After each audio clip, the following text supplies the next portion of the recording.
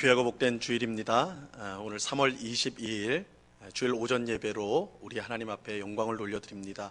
우리 코로나19 사태로 인해서 오늘로서 네 번째 가정에서 온라인 예배를 드리는데, 오늘도 예배드리는 우리 모든 성도님들 가정 가운데 하나님께서 풍성한 은혜로 함께하여 주실 줄로 믿습니다. 이 시간 온 가족이 모여서 혹은 홀로 온라인으로 예배드리는 우리 성도님들의 심령 가운데 하나님이 주시는 위로와 평안이 넘치게 하시고 기쁨이 넘치게 하여 주셔서 매일매일 기쁨 가운데, 우리가 어려움에 직면해 있지만 기쁨 가운데 살아가는 귀한 은혜가 임하기를 간절히 바랍니다. 이 시간에 우리 묵도하심으로 3월 22일 주일 오전 예배를 성삼위 하나님께 드리도록 하겠습니다. 다 같이 묵도하시겠습니다.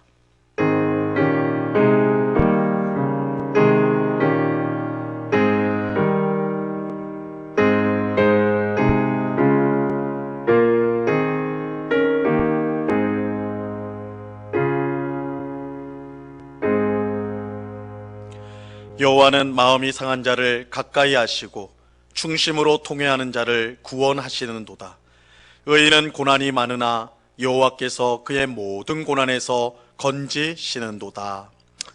참 좋으신 아버지 하나님, 지난 한 주간도 우리 모두를 하나님의 은혜 가운데 지켜주시고 우리의 가정을 붙들어 주시고 우리의 일터를 지켜주신 주님, 감사와 찬양을 올려드립니다. 코로나19 사태가 오랫동안 진행되는 기간 속에서도 우리 하나님께서 언제나 우리와 함께 하시며 결국은 이 모든 고난을 이기게 하실 줄로 믿습니다. 비록 지금은 고난의 한가운데 있지만 하나님의 은혜를 더욱더 풍성히 누리게 하옵시고, 특별히 우리가 함께 모이지 못하고 각 가정에서 온라인으로 예배를 드리지만 더 풍성한 은혜를 누릴 수 있도록 하나님 역사하여 주시옵소서. 이 시간 우리의 예배를 통하여 하나님 홀로 영광 받아 주시옵소서. 또한 예배드리는 저희의 심령 가운데 놀라운 은혜로 충만케 하여 주시옵소서. 우리의 모든 더럽고 추악한 죄악을 주님 앞에 고백하오니 십자가 보혈로 깨끗이 씻어 주옵시고 성령으로 충만하게 하셔서 날마다 주의 말씀에 순종하는 주의 백성들이 다 될 수 있도록 주장하여 주시옵소서. 이 시간 예배를 통하여 우리를 만나 주시고 풍성한 은혜 부어주실 주님께 감사와 찬양을 올려드리오며 예수 그리스도 이름으로 기도드리옵나이다. 아멘. 우리 사도신경으로 우리의 신앙을 한 목소리로 다 같이 고백하겠습니다. 전능하사 천지를 만드신 하나님 아버지를 내가 믿사오며 그 외아들 우리 주 예수 그리스도를 믿사오니 이는 성령으로 잉태하사 동정녀 마리아에게 나시고 본디오 빌라도에게 고난을 받으사 십자가에 못 박혀 죽으시고 장사한 지 사흘 만에 죽은 자 가운데서 다시 살아나시며 하늘에 오르사 전능하신 하나님 우편에 앉아 계시다가 저리로서 산 자와 죽은 자를 심판하러 오시리라. 성령을 믿사오며 거룩한 공예와 성도가 서로 교통하는 것과 죄를 사하여 주시는 것과 몸이 다시 사는 것과 영원히 사는 것을 믿사옵나이다. 아멘. 우리 찬송가 393장 오 신실하신 주 같이 찬양하도록 하겠습니다.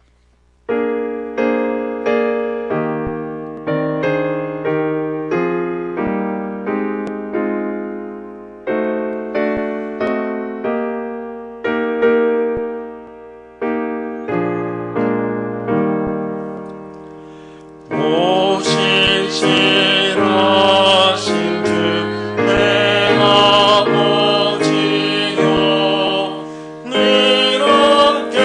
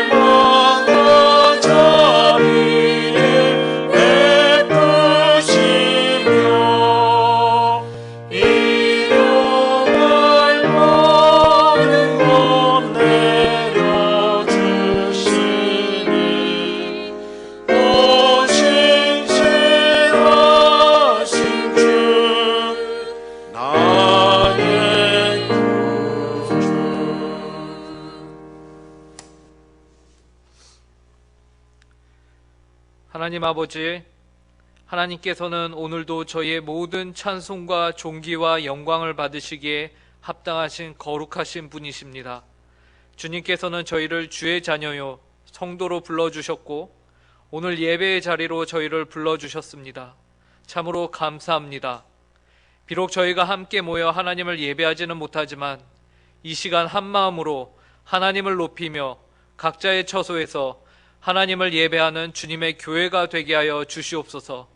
그리하여 이 시간 저희가 드리는 예배로 삼위일체 되시는 하나님만이 홀로 영광을 받으시옵소서.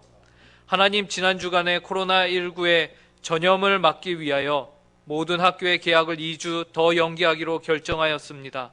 새로운 학교와 학년 그리고 새로운 선생님들과 학우들을 만나서 기쁘게 뛰놀며 새로운 학업을 배워야 하는 우리 학생들이 그러지 못하는 상황입니다. 이 시기를 지혜롭게 잘 보낼 수 있게 도와주시고 특별히 고3 학생들과 모든 학사 일정이 그리고 해외로 가야 하는데 그 길이 막혀서 가지 못하는 모든 이들 가운데 혼선이 없을 수 있도록 지혜를 허락하여 주시고 선한 길로 인도하여 주시옵소서. 이번 사태로 인하여 경제적으로 큰 어려움 가운데 있는 분들도 많습니다. 일자리를 잃은 이들도 있고 수입이 현저히 줄어든 이들도 있습니다. 주님께서 그들을 찾아가 위로하여 주시고 내가 사망의 음침한 골짜기로 다닐지라도 해를 두려워하지 않을 것은 주께서 나와 함께 하심이라 주의 지팡이와 막대기가 나를 안위하시나이다 라고 고백하였던 다윗의 고백과 같이 저희가 이 시기에 선한 목자 되시는 우리 주님을 바라보며 힘든 시기를 이겨나갈 수 있게 도와주시옵소서.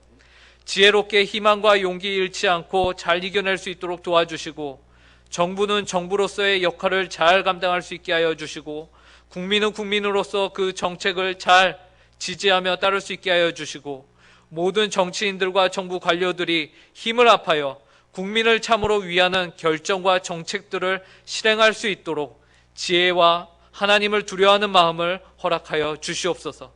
또한 의료계에서 여러 모양으로 수고하고 계신 분들에게 날마다 새 힘을 허락하여 주시고 속히 코로나19 바이러스에 대한 약들이 만들어져서 전 세계적으로 힘든 이 사태가 수그러들 수 있도록 은혜를 허락하여 주시옵소서. 하나님, 사회적으로 고립이 되어 계신 분들이 많습니다. 하나님께서는 인간을 창조하시며 더불어 사는 존재로 만드셨는데 지금은 저희가 사회적 거리두기 캠페인을 하면서 정서적으로나 육신적으로 멀어질 수 있는 상황이 있습니다. 이럴 때일수록 더욱 사회적으로 소외된 이들을 기억하며 그들을 위해 기도하며 도울 수 있는 힘과 지혜를 허락하여 주시고 이 일에 무엇보다 교회가 앞장을 서게 하여 주시옵소서. 주께서 강한 팔로 붙들어 주사 지금 처한 이 상황을 거뜬히 버티며 이겨낼 수 있게 하여 주시옵소서. 저희 성도들도 모두 예배당에 모여 하나님을 함께 예배할 날을 고대하게 하시고 실제로 저희가 모였을 그때에 더 큰 기쁨과 감사와 감격 가운데 하나님께 한량없는 영광을 돌릴 수 있도록 하나님 아버지 이 기간 모든 성도들을 보호하여 주시옵소서. 오늘 이 시간 저희가 주님의 말씀을 듣습니다. 말씀을 전하는 담임 목사님의 입술 가운데 하나님의 권능으로 함께하여 주사 오늘 이때에 저희가 하나님의 백성으로서 자녀요 성도로서 어떻게 하나님께 영광을 돌리며 하나님의 뜻을 순종하며 살아갈지를 밝히 알려 주시옵소서. 말씀을 전하는 목사님에게는 하나님의 권능을 더하여 주시고 듣는 저희에게는 내주하시는 성령님이 강권적으로 역사하사 저희가 이 말씀을 더욱 사모하게 하시고 순종할 수 있게 은혜로 허락하여 주시옵소서. 그리하여 한 주도 하나님의 능력으로 사는 모든 성도가 되게 하여 주시옵소서. 모든 예배 시종을 주님께 의탁드리오며 이 모든 말씀 예수님의 이름으로 기도하옵나이다. 아멘.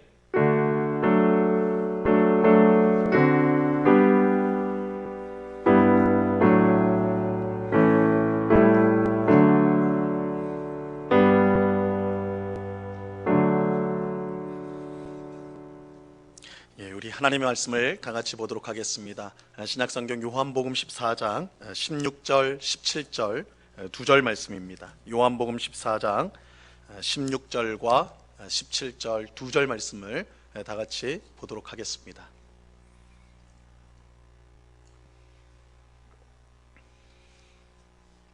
하나님께서 이 시간 우리 모두에게 주시는 하나님의 말씀입니다. 하나님의 말씀을 들으시기를 바랍니다. 내가 아버지께 구하겠으니 그가 또 다른 보혜사를 너희에게 주사 영원토록 너희와 함께 있게 하리니 그는 진리의 영이라 세상은 능히 그를 받지 못하나니 이는 그를 보지도 못하고 알지도 못함이라. 그러나 너희는 그를 아나니 그는 너희와 함께 거하심이요 또 너희 속에 계시겠음이라. 아멘. 사랑하는 은곡교회 성도님들에게 하나님의 은혜와 자비와 사랑이 충만하게 임하기를 간절히 바랍니다. 오늘도 각 가정에서 드리는 우리 온라인 예배를 통하여 성삼위 하나님께서 홀로 영광을 받으시고 예배드리는 우리 모두에게는 한량없는 은혜와 사랑과 풍성한 복이 임하기를 간절히 축원합니다. 제 2차 세계대전이 끝난 후에 전범국이었던 독일의 수도 베를린은 미국과 영국, 프랑스, 소련 이렇게 네 나라에 의해서 지배를 받게 되었습니다. 이 서베를린, 이제 베를린을 서베를린, 동베를린 이렇게 이제 나누는데 이 서베를린은 미국과 영국, 프랑스 세 연합국이 통치를 하였고 지배를 하였고 이 동베를린은 소련이 지배를 하였습니다.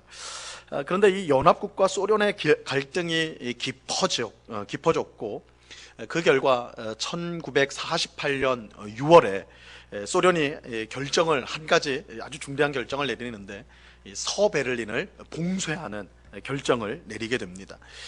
서베를린으로 들어가는 모든 도로 또 철도 그리고 물길 수로를 다 막아버린 거예요. 다 막아버려서 개미새끼 한 마리도 이 서베를린 지역으로 들어가지 못하도록 봉쇄를 해버렸습니다.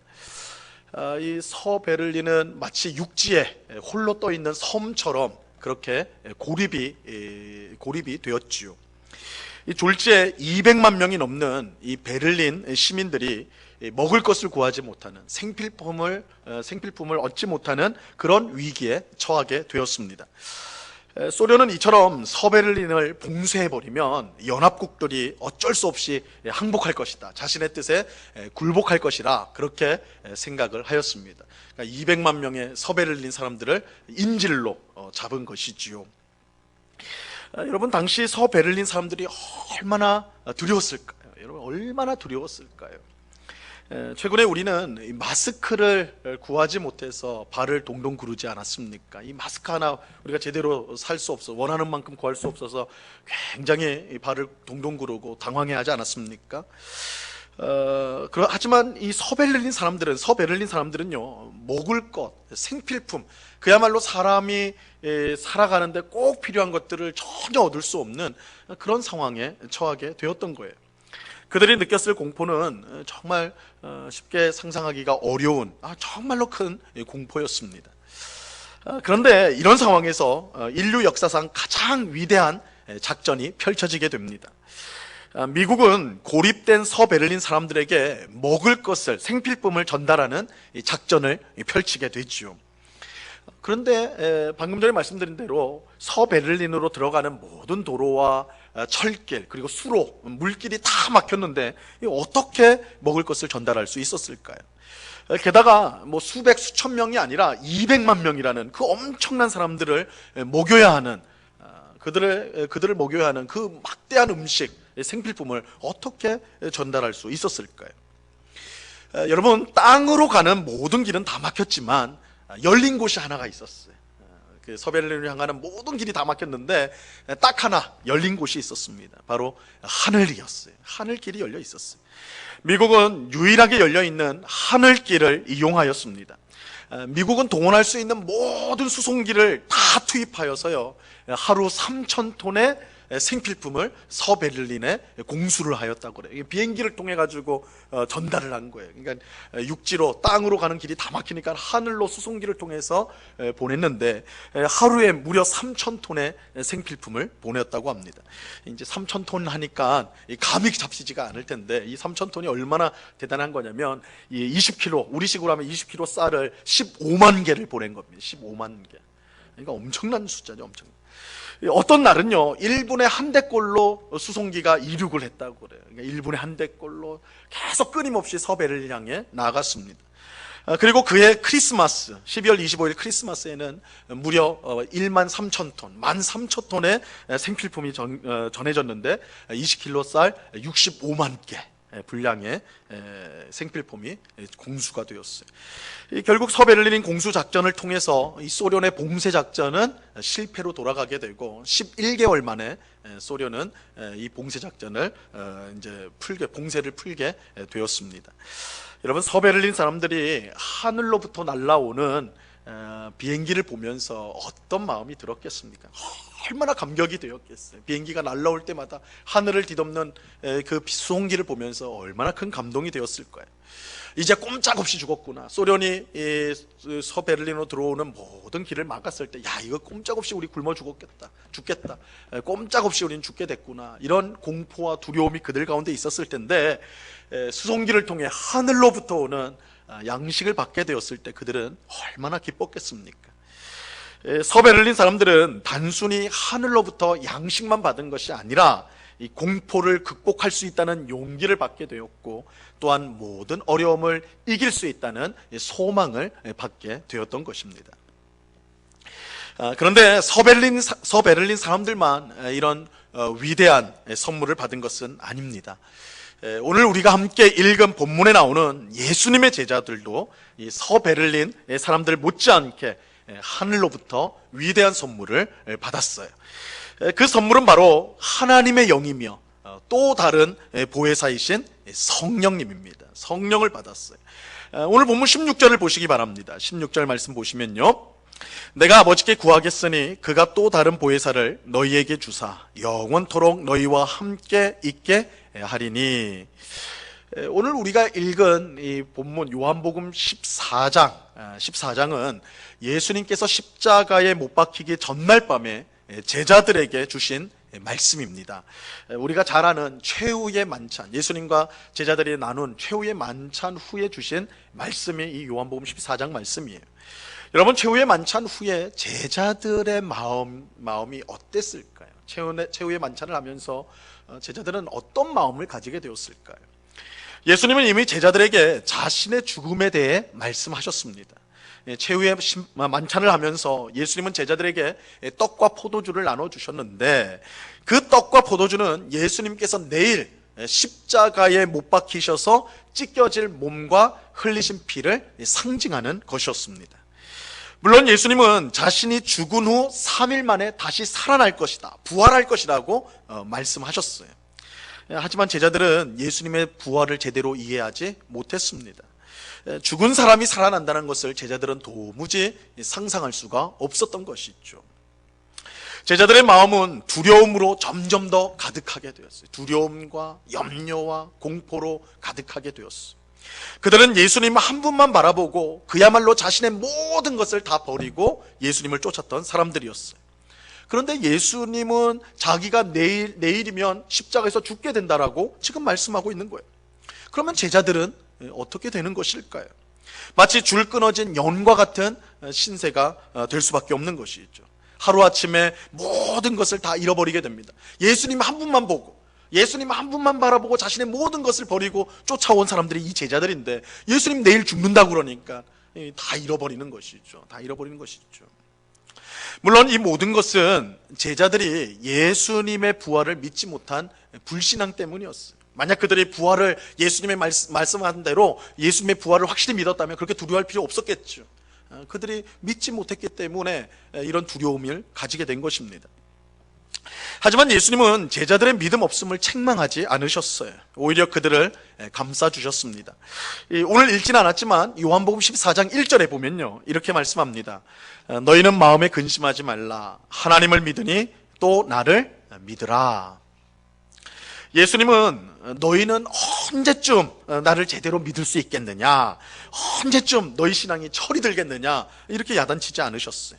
대신 마음에 근심하지 말고 하나님을 믿고 또 나를 믿어라. 너희 걱정할 거 없다. 하나님을 믿어라. 나를 믿어라. 이렇게 부드럽게 말씀해 주셨어요. 근데 예수님은 그저 부드러운 말로 위로만 하신 것은 아니었습니다. 곧 있을 예수님의 죽음 때문에 두려워 떠는 제자들에게 가장 위대한 선물을 약속해 주셨어요. 가장 위대한 선물을 약속해 주셨어요. 그것은 바로 성령님을 보내어 주겠다는 것이었습니다. 그런데 왜 성령님을 가장 위대한 선물이라고 말하는 것일까요? 예수님은 성령님을 또 다른 보혜사라고 부릅니다. 또 다른 보혜사라. 이 보혜사라는 말은요, 우리가 오늘날 거의 사용하지 않는 단어지요. 그 원래 단어뜻, 이 보혜사의 뜻은 원래 원어의 뜻은 내 옆에 서서 말씀을 해주는 분이라는 뜻입니다. 이 변호사를 생각하면 쉽게 이해가 될 거예요. 어떤 죄인이 재판을 받을 때 검사가 그 죄인의 죄를 낱낱이 밝힙니다. 이때 죄인의 편에 서서 그 죄인을 위해 대신 말해주는 사람, 죄인이 죄인의 억울함이 없도록 그를 도와주는 사람이 변호사지요. 이 변호사가 바로 이 보혜사라는 말이에요. 즉 보혜사는 내 곁에 서서 항상 도와주시는 분, 이런 의미를 갖고 있습니다. 예수님은 하나님께 말씀드려서 이런 보혜사를 제자들에게 보내주시겠다, 이렇게 말씀하고 있는 거예요. 그런데 그냥 보혜사가 아닙니다. 오늘 말씀해 보니까 또 다른 보혜사다, 또 다른 보혜사라고 말씀하고 있어요. 이게 무슨 뜻이에요? 이미 보혜사가 제자들에게 있다는 거죠. 그죠? 이미 제자들에게 보혜사가 있으니까 또 다른 보혜사를 보내주겠다, 이렇게 말하는 거 아니겠습니까? 그러면 지금 제자들과 함께하고 있는 원래 같이 있었던 이 보혜사는 누구를 말하는 것일까요? 바로 예수님 자신입니다. 예수님 자신이에요. 여러분, 예수님이 원조 보혜사입니다. 원래 보혜사예요. 원조 보혜사. 그런데 예수님은 내일이면 십자가에서 죽으셔야 합니다. 물론 예수님은 3일 만에 부활하게 되겠죠. 하지만 부활한 후에 제자들과 영원히 함께 계시는 것이 아니라 하나님께로 가셔야 했습니다. 그렇게 예수님은 자기를 대신할 또 다른 보혜사를 보내주겠다고 지금 말씀하고 있는 것이에요. 바로 여기에 성령님이 가장 위대한 선물이라고 말하는 이유가 있습니다. 성령님은 두려워하는 제자들을 단순히 위로해 주기 위해서 오시는 분이 아니에요. 지금의 어려움을 이길 수 있는 어떤 특별한 능력을 주시기 위해 오시는 분이 성령님이 아닙니다. 성령님은 그 정도가 아니에요. 성령님은 또 다른 보혜사, 즉 쉽게 말하면 또 다른 예수님으로 제자들에게 오시는 분입니다. 더 정확하게 말하면 성령님은 예수님과 똑같은 하나님으로서 제자들에게 오시는 분이에요. 근데 어떤 면에서 또 다른 보혜사이신 성령님은 원조 보혜사이신 예수님보다 더 많은 혜택을 주세요. 더 많은 혜택을 주세요. 물론 저는 지금 예수님이 낫다, 아니다, 성령님이 더 낫다, 이런 식으로 말씀드리는 것은 아닙니다. 예수님과 성령님 모두가 삼위일체 하나님이시기 때문에, 그 안에 계시기 때문에 서로를 비교하는 것은 아무런 의미가 없어요. 두 분은 동일하신 분이에요. 동일한 하나님이세요. 다만 우리에게 주시는 혜택에 있어서 성령님이 예수님보다 더 큰 부분이 있다라는 것이에요. 가령 예수님은 우리처럼 몸을 갖고 계세요. 우리처럼 몸을 갖고 계십니다. 이 몸을 갖고 있다는 것은 장소의 제약을 받게 된다는 뜻이죠. 예수님은 예루살렘으로 가면서 동시에 나사렛에 계실 수가 없습니다. 그죠? 예수님이 예루살렘에 계시면서 동시에 나사렛에 계실 수가 없어요. 몸이 있기 때문에. 비록 예수님은 하나님이시지만 인간의 몸을 갖고 있기 때문에 이런 장소적 제약을 갖고 계시는 거예요. 예수님은 사랑하는 나사로가 죽을 때에 그의 곁에 있지 못했습니다. 나사로가 사는 베다니로부터 멀리 떨어진 곳에 예수님이 계셨기 때문입니다. 하지만 성령님은 달라요. 이런 점에서 성령님은 다릅니다. 성령님은 몸이 없고 영으로 존재하십니다. 그러므로 성령님은 어디에나 계실 수 있어요. 성령님은 지금 우리와 함께 계시면서 동시에 전 세계의 모든 성도가 예배드리는 그곳에 함께 하고 계십니다. 영으로 존재하시기 때문이죠. 바로 이런 점 때문에 예수님도 내가 떠나고 성령님이 오는 것이 너희에게는 더 유익하다, 내가 떠나고 성령이 오는 것이 너희에게는 더 유익하다, 이렇게 말씀하셨어요. 요한복음 16장 7절 말씀에 보면요, 그러나 내가 너희에게 실상을 말하노니 내가 떠나가는 것이 너희에게 유익이라. 내가 떠나가지 아니하면 보혜사가 너희에게로 오시지 아니할 것이요, 가면 내가 그를 너희에게로 보내리니. 그죠? 내가 떠나가는 것이 너희에게 유익하다. 유익하다. 성령님은 예수님과 같은 하나님으로 우리에게 오셔서 영원토록 우리와 함께하여 주십니다. 예수님은 두려워 떠는 제자들에게 가장 위대한 선물인 성령님을 주시겠다라고 보내주시겠다고 약속해 주셨어요. 성령님은 어려울 때만 제자들을 도우시는 분이 아니에요. 제자들이 어떤 형편과 상황에 있든 항상 그들과 함께하여 주십니다. 하나님이신 성령께서 제자들과 함께 하신다면 제자들이 그 무엇이 두렵겠습니까? 성령님이 도와주시는데, 하나님이 내 속에서 계셔서 항상 나와 함께 하시고 나를 도와주시는데 무엇이 두렵겠습니까? 무엇이 부족하겠어요?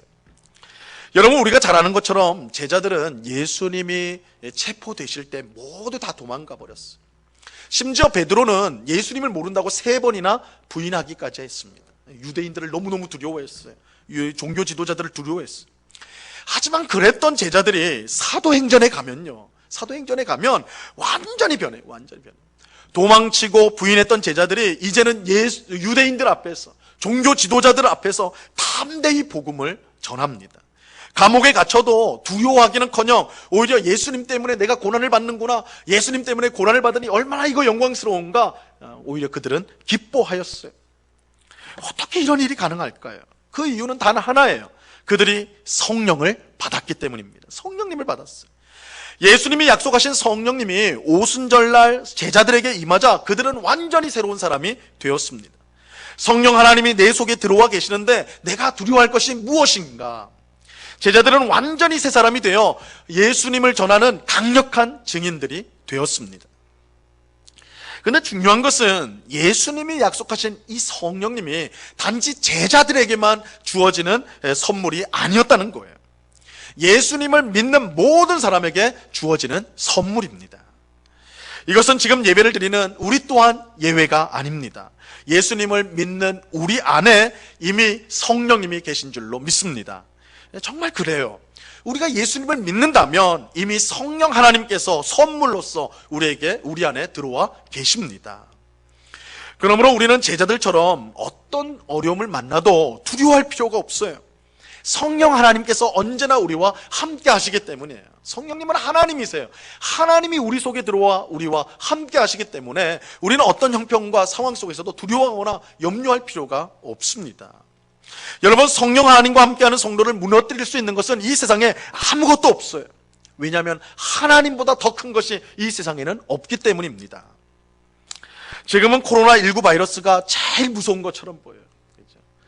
이것보다 우리 사회를 더 두렵게 하고 이 세상을 두렵게 하는 게 없는 것 같아요. 코로나19 바이러스가 너무너무 두려워요. 또 지금은 코로나19 사태로 발생한 이 경제적 어려움이 우리의 숨통을 끊어버리는 것처럼 그렇게 여겨져요. 이 경제적인 어려움들, 우리 성도님들 가운데도 그런 어려움들을 당하는 분들이 계신데 이게 굉장히 우리가 극복하기 어려운 그런 어려운 정말 힘든 것처럼 보인다. 근데 여러분, 그렇지 않아요. 그렇지 않아요. 세상보다 크신 하나님께서 우리 안에 계십니다. 하나님이 함께하는 사람을 이 세상은 어찌할 수가 없어요. 여러분, 내가 돈이 있고 내가 힘이 있어야 이 세상에서 안전한 게 아니에요. 이 세상을 잘 살아가는 게 아니에요. 여러분, 세계에서 가장 부유하고 강하다고 하는 미국을 보세요. 지금 코로나 바이러스로 인해서 초비상에 걸리지 않았습니까? 그렇게 돈 많고 또 핵무기를 많이 만들어도 이 보이지 않는 그 바이러스 하나로 나라가 벌벌 떨고 있다고요. 우리 손에 가진 것이 많다고 안전한 것이 아닙니다. 오직 이 세상보다 크신 하나님만이 우리를 안전하게 보호하실 수가 있습니다. 오직 하나님 안에 있을 때 우리는 평안하고 복된 삶을 살아갈 수가 있는 것입니다. 여러분, 우리 안에 성령 하나님이 함께 하시기 때문에 우리는 그 어떤 것도 두려워할 필요가 없습니다. 성령 하나님은 코로나 바이러스보다 훨씬 강력하고 악한 죄의 바이러스를 물리치도록 회개할 마음을 우리에게 주십니다. 성령 하나님은 우리 마음에 있는 모든 두려움과 공포와 염려를 몰아내고 세상이 알 수도 없고 줄 수도 없는 평안을 우리에게 주십니다. 성령 하나님은 눈앞이 깜깜하여 무엇을 해야 될지 또한 어디로 가야 될지 모르는 우리들을 친히 이끌어 하나님이 예비하신 복된 삶의 길로 이끌어 가십니다. 성령 하나님은 우리에게 성령의 은사를 주셔서 하나님과 이웃을 사랑하고 그들을 섬기도록 만드십니다. 성령 하나님은 무엇을 위해 기도해야 될지 모르는 우리를 위해 말할 수 없는 탄식으로 기도해 주십니다. 또 하나님의 말씀에 빛을 비춰주셔서 우리가 그 말씀을 깨닫게 하시며 그래서 그 말씀의 능력을 우리 삶 가운데 경험하도록 만드시는 분이 바로 성령 하나님이세요. 이처럼 우리 안에 계신 성령 하나님은 우리에게 평안을 주시고 복된 길로 인도하시고 능력을 주시고 기도해 주시고 하나님의 말씀의 능력을 경험하게 만들어 주십니다. 이런 성령님의 역사로 말미암아 우리는 어떤 형편과 상황 속에서도 낙심하지 않고 오히려 소망을 가지고 기쁨으로 살아갈 수가 있게 되는 것입니다. 근데 여러분, 우리가 잊지 말아야 될 중요한 사실이 있어요. 하나님이 주시는 가장 위대한 선물인 성령님이 바로 우리에게, 바로 나에게 이미 주어졌다는 사실입니다. 이거 잊지 말아야 돼요. 잊지 말아야 돼요. 여러분, 나에게 아무리 큰 재능이 있다 하더라도 그 재능을 알지 못하면, 사용하지 않는다면 그게 무슨 소용이 있겠느냐고요. 여러분, 이 세상에서 가장 좋은 칼이 내 손에 쥐어져 있어요. 그런데 내가 그 가치를 모르고 이거 그냥 쇳덩어리니까 엿이나 바꿔 먹어야 되겠다, 엿장수에게 가서 엿으로 바꿔 먹는다면 그만큼 허망한 일이 어디 있겠냐고요. 그만큼 허망한 일이 어디 있겠냐고요. 그런데 오늘날 수많은 성도들이 바로 이런 허망한 일을 하고 있어요. 하나님이 주신 가장 위대한 선물인 성령님을 이미 받았음에도 불구하고 성령님과 상관없는 삶을 살아가는 성도가 너무 많아요. 성령님을 알지도 못하고 받지도 못하는 세상 사람들과 똑같은 삶을 살아가요. 성도들이 똑같아요. 세상 사람들과 똑같이 살아가요. 마치 성령님을 받지 못한 사람처럼 행동을 하는 것이죠. 사도 바울은 그런 성도를 향해서 데살로니가 전서 5장 19절에서 이렇게 말씀하셨어요. 성령을 소멸하지 말라. 성령을 소멸하지 말라. 이 성령을 소멸하지 말라는 것은 우리 힘으로 성령님을 몰아내거나 없앨 수 있다는 뜻이 아니에요. 우리가 감히 성령 하나님을 어떻게 그렇게 할 수가 있겠습니까? 이 소멸이란 말은 우리가 성령 하나님을 어찌할 수 있다, 이런 뜻은 아니에요. 다만 여기서 이 소멸한다라는 것은 성령님을 무시하는 거예요. 철저히 무시하는 걸 말하는 거예요. 성령님이 그 사람 속에 계심에도 불구하고 마치 없는 것처럼 그렇게 여기면서 살아가는 것, 이걸 성령을 소멸하는 것이에요. 성령님이 주시는 평안보다 세상이 주는 평안을 더 좋아하고 성령님의 인도보다 내 마음대로 사는 것을 더 좋아하고 그렇게 철저하게 성령님을 무시하고 철저히 내 중심으로 살아가는 것, 이게 성령을 소멸하는 거예요. 하나님과 이웃을 위해 주신 은사를 자기 욕망을 위해 사용하는 것, 하나님의 말씀을 멀리하고 기도하기를 게을리하는 것, 이것이 성령을 소멸하는 거예요. 이것은 하나님이 주신 가장 위대한 선물을 허비하는 것으로서 얼마나 끔찍한 낭비인지 몰라요. 여러분, 우리는 돈 낭비하는 것은 아까워할 줄 아는데 성령님을 낭비하는 것을 아까워하지 않는 우리들이에요. 수많은 성도들이 하나님을 믿음에도 불구하고 세상 사람들과 다르지 않게 사는 이 결정적인 이유가 바로 여기에 있다라고 말할 수가 있는 것입니다. 그러므로 우리는 성령을 소멸하는 죄를 짓지 말고 오히려 성령으로 충만하기를 힘써야 합니다. 이 성령 충만은 우리 속에 계신 성령께서 전적으로 우리의 삶을 이끌어 가시도록 우리를 내어드리는 거예요. 이미 성령님 우리 안에 계시거든요. 우리가 그 성령님의 인도를 따르기 위해서, 성령의 이끌림을 받기 위해서 우리 자신을 내어줄 때 우리가 성령으로 충만하게 되는 거예요. 성령으로 충만하게 되는 거예요. 성령의 인도하심에 늘 귀를 기울이고 성령이 주시는 평안을 사모하고 말씀과 기도 생활을 힘쓰는 것입니다. 그럴 때 우리는 성령 하나님께서 우리의 삶을 지켜주실 뿐만 아니라 또한 우리를 풍성하게, 우리의 삶을 풍성하게, 생명으로 풍성하게 하는 것을 경험하게 될 것입니다. 또한 고난을 이길 힘을 얻게 되고 앞길이 막막할 때 나아갈 환한 길을 보게 될 것입니다. 오늘 예배하는 우리 모든 성도님이 성령으로 충만하기를 간절히 바랍니다. 그래서 어렵고 힘든 상황 속에서 한 치 앞도 보이지 않는 깜깜한 현실 속에서 성령께서 지키시고 복된 길로 인도하시는 역사를 항상 경험할 수 있게 되기를 간절히 바랍니다. 우리가 사방이 다 막힌 것 같은 그런 어려움 속에 우리가 처했다 할지라도 하늘이 열려 있어. 서베를린 사람들이 경험했던 것처럼 하늘이 열려 있어. 하나님께서 우리를 이 모든 어려움으로부터, 고난으로부터 우리를 건져내 주실 것인데, 이미 우리에게 주신 가장 위대한 선물이 있습니다. 바로 성령님이세요. 우리가 그 성령님을 소멸하지 않고 오히려 성령으로 충만하기를 힘쓸 때, 성령 하나님은 매일의 삶 가운데, 우리의 삶 가운데 기쁨을 주시고 평안을 주시고, 또한 막막한 어려움을 능히 이길 능력을 우리에게 주실 것입니다. 우리에게 이미 주어진 이 위대한 선물을 우리가 누리는 것, 이것이 오늘 우리에게 가장 필요한 일인 것입니다. 간절히 바라기는 하나님이 우리에게 주신 가장 위대한 선물이 이 성령님이라는 사실을 꼭 기억하고, 그 성령님을 의지하여서 오늘 당하고 있는 이 모든 어려움들을 넉넉히 이겨나가는 오늘 우리 모두가 될 수 있기를 바랍니다. 그런 은혜가 오늘 예배하는 우리 모든 성도님들 삶과 또한 가정과 일터에 넘치기를 우리 주님의 이름으로 간절히 축원합니다. 기도하겠습니다. 참 좋으신 아버지 하나님, 감사합니다. 하나님, 우리가 사방에 꽉 막힌 것 같은 답답하고 어려운 삶을 하루하루 살아가고 있습니다. 정말 버티기 어려운, 정말 우리의 숨을 죄어오는 그런 어려움들이 하루하루 점점 더 커져갑니다.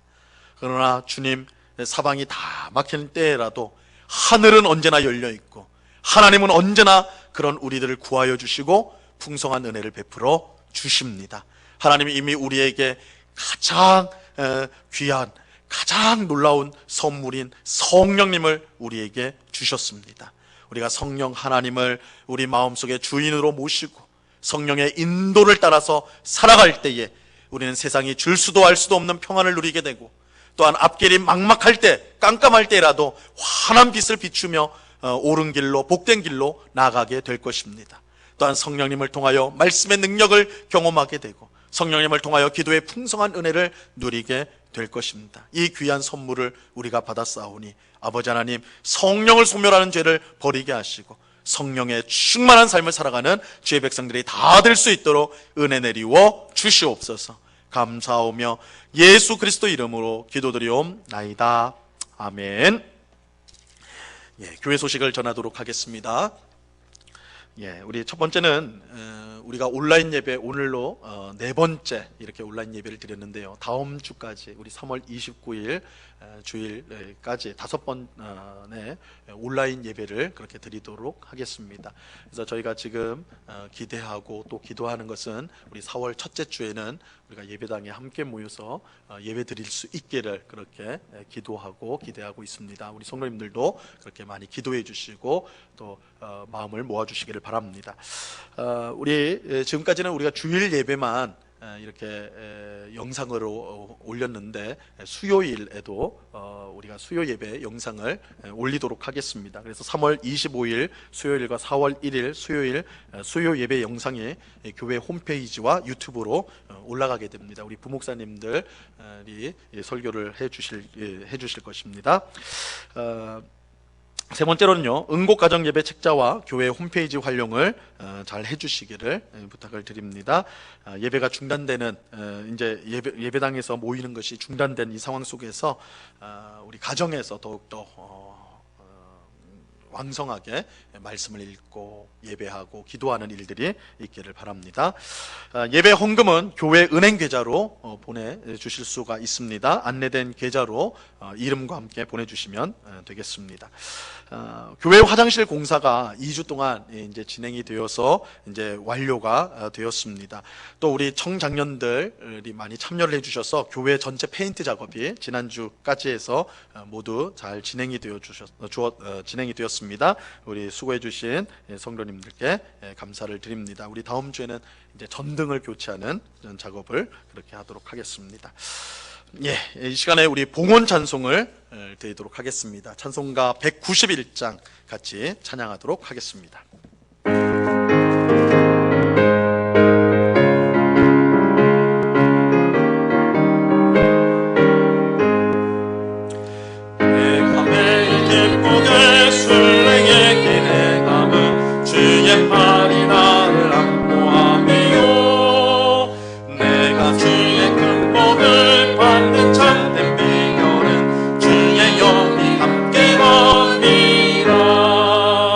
성령이 계시네. 할렐루야 함께 하시네. 좁은 길을 걸으며 밤낮 기뻐하는 것 주의 영이 함께 함이라. 전에 죄에 빠져서 평안함이 없을 때 예수 십자가의 공로에 믿어 그 말 아래 엎드려 참된 평화 얻으면 주의 영이 함께 함이라. 성령이 계시네. 할렐루야 함께 하시네. 좁은 길을 걸으며 밤낮 기뻐하는 것 주의 영이 함께 함이라. 나와 동행하시고 모든 염려하시니 나는 숲의 새와 같이 기쁘다. 내가 기쁜 마음으로 주의 뜻을 행하면 주의 영이 함께 함이라. 성령이 계시네. 할렐루야 함께 하시네. 좁은 길을 걸으며 밤낮 기뻐하는 것 주의 영이 함께 함이라. 세상 모든 욕망과 나의 모든 정욕은 십자가에 이미 못을 막았네. 어두운 밤이 지나고 무거운 짐 벗으니 주의 영이 함께 함이라. 성령이 계시네. 할렐루야 함께 하시네. 좁은 길을 걸으며 밤낮 기뻐하는 것 주의 영이 함께 함이라. 하나님 아버지 감사합니다. 비록 우리가 함께 모이지 못하고 각 가정에서 예배를 드리고 있지만 언제나 우리와 함께 하시며 우리와 동행하시며 우리의 예배를 기뻐 받으시는 하나님께서 우리의 모든 예배를, 우리의 마음을 기뻐 받으시는 줄로 믿습니다. 언제나 우리가 하나님 앞에 있다는 사실을 기억하게 하시고 우리가 가정에 있거나 일터에 있거나 어느 곳에 있거나 주님과 늘 동행하는 주의 백성들 다 될 수 있도록 주님 주장하여 주시옵소서. 하나님 참으로 어려운 때입니다.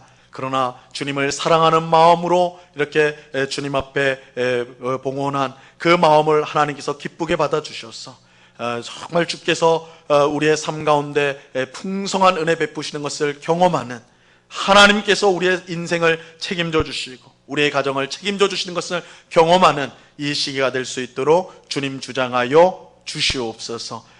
주의 은혜에 감사하여 드린 헌금을 하나님께서 기쁘게 받아주시고 이 헌금이 사용되어지는 곳마다 주님의 복음이 힘있게 증거되어지게 하시고 어렵고 힘든 이웃들을 돕고 살리며 주님의 몸된 교회를 든든히 세우는 데 쓰여지는 귀한 헌금이 될 수 있도록 주님 역사하여 주시옵소서. 이 시간 하나님 아버지 간절히 기도하옵기는 여전히 코로나 바이러스로 인하여 고통당하고 있는 수천 명의 확진자들이 있습니다. 저들이 속히 치유될 수 있도록 하나님이여 은혜를 베풀어 주시옵소서. 코로나 바이러스뿐만 아니라 여러 가지 육체의 질병으로 인하여 고통당하고 있는 우리 성도들이 있습니다. 중환자실에 있어서 고통당하고 어려움을 당하고 있는 우리 성도들도 있사오니 하나님이여 찾아가 주시고 능력의 손으로 붙들어 주사 생명의 주인께서 생명의 능력으로 붙들어 주사 이 모든 어려움들 이겨낼 수 있도록 주장하여 주시옵소서. 경제적인 어려움을 당하고 있는 우리 성도들 있습니다. 기업이 있습니다. 주님께서 붙잡아 주셔서 하나님이 정말로 채우시고 넘치게 하시는 귀한 은혜를 경험할 수 있도록 하나님 주장하여 주시옵소서. 아버지 하나님, 특별히 여러 작은 교회들, 개척교회들이 하나님 아버지 이 기간 동안 모이지 못하여 여러 가지 경제적 어려움을 당하고 있다는 소식을 계속해서 전해 듣게 됩니다. 우리 남서울 노예 안에서도 여러 교회들이 어려움을 당하고 있는데 아버지 하나님 불쌍히 여겨 주옵시고 서로 협력하고 도와서 이 모든 어려움들을 함께 이겨나가는 그래서 이 고난을 통하여 더욱더 단련되어지고 더욱더 정말 주님 앞에 순결한 신부로서 서는 모든 교회들이 될 수 있도록 하나님이여 주장하여 주시옵소서. 언제나 우리와 함께 하시며 또한 우리를 복주시길 원하시는 주님께 감사와 찬양을 올려드리오며 예수 그리스도 이름으로 기도드리옵나이다. 아멘.